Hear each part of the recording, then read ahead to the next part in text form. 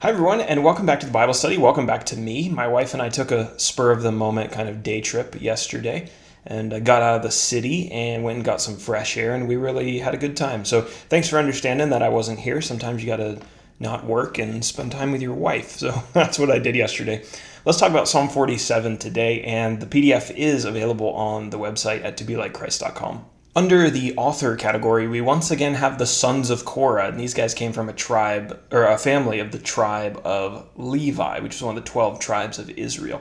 I don't have any New Testament references today to look at in the New Testament, but we do have some themes, of course. Number one, God is worthy of worship for ruling over all the nations of the earth. And specifically, the psalmist praises God for elevating the nation of Israel, God's special people, back during this time, elevating them amongst the nations. And so that's how our outline is going to break down. We do have two definitions. If you've been studying along with us, you're already going to know these. It's the word Selah, which appears in verse 4. It's unknown. The exact meaning is unknown. Some people think it's some kind of a musical marker, or it's an instruction for the psalmist and the listeners of the psalm to pause and to think about what has been stated before moving on to the next section of the psalm. Our second definition, or word to define, is Jacob.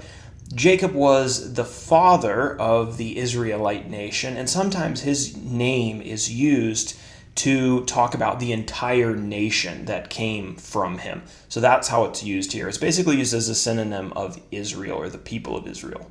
There are 9 verses today, and I have it broken down into just one section, verses 1 through 9, God's favor towards Israel specifically, and his reign over all the earth more generally. So Psalm 47 is a psalm of worship in which the author encourages his hearers to clap their hands and to sing praises to the Lord. Now, there were a number of reasons to worship the Lord, as there still are today, but 2 are going to be specifically highlighted here in chapter 47, and those 2 are basically our themes that we just talked about. Number 1, God's special favor towards the nation of Israel, and number 2, God's power and rule over all the nations of the earth. So not just Israel, but everybody.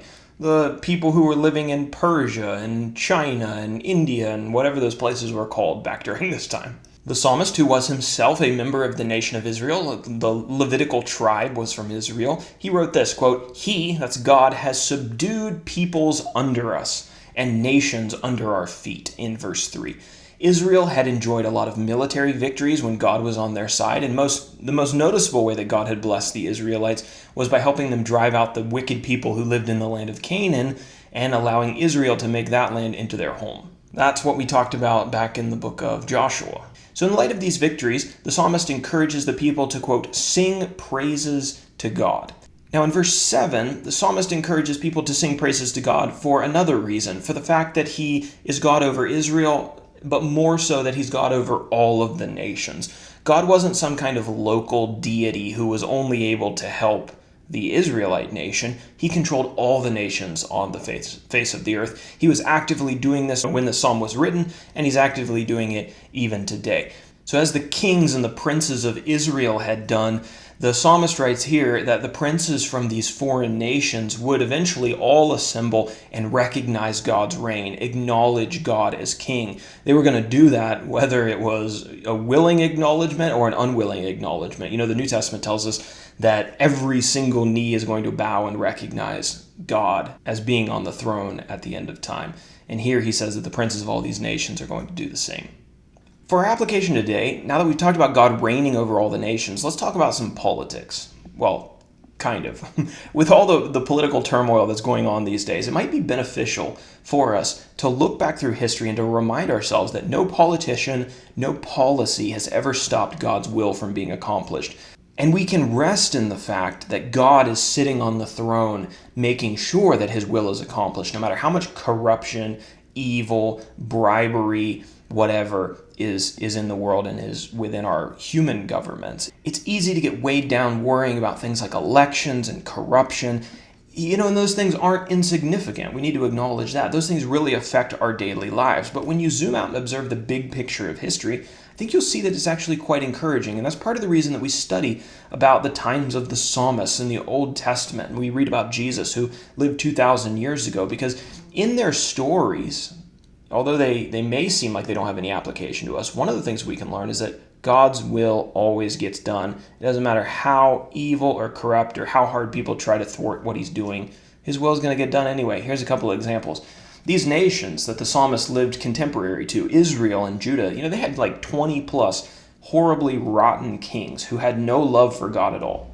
God still got his work done by bringing about the Messiah. Speaking about that Messiah, the corrupt Jewish officials who were part of the Jewish government during the first century, they bribed an inside man to betray Jesus. God still got his work done through that. A governor of Rome was lobbied, or he was essentially peer pressured into killing Jesus by a political faction. God still got his work done, even though that happened. The Jewish government tried to cover up Jesus' resurrection and basically gaslight people into thinking that, it wasn't true, it wasn't real, and that Jesus' disciples had just stolen his body. Well, guess what? Everybody found out about it anyway, even though they tried that. Governors, governments, politicians, kings, dictators, rich men have been up to no good for thousands of years, but God is still successfully bringing about his will in the world amidst all of the apparent chaos. And it's important for us to keep in mind that what appears as chaos to us is actually a perfectly organized plan in the mind of God. And he knows how he's going to bring about his will, even in the midst of all of that mess. Satan can't win. Satan's servants can't win because God can turn every evil for good. Romans 8:28, Genesis 50, verse 20. So this, when we reflect back on this, and then we look at our modern world, we can see, okay, everything's going to be all right. God's going to take care of it. His work's still going to get done. This is a good reason to, quote, sing praises to God, sing praises to our King, sing praises.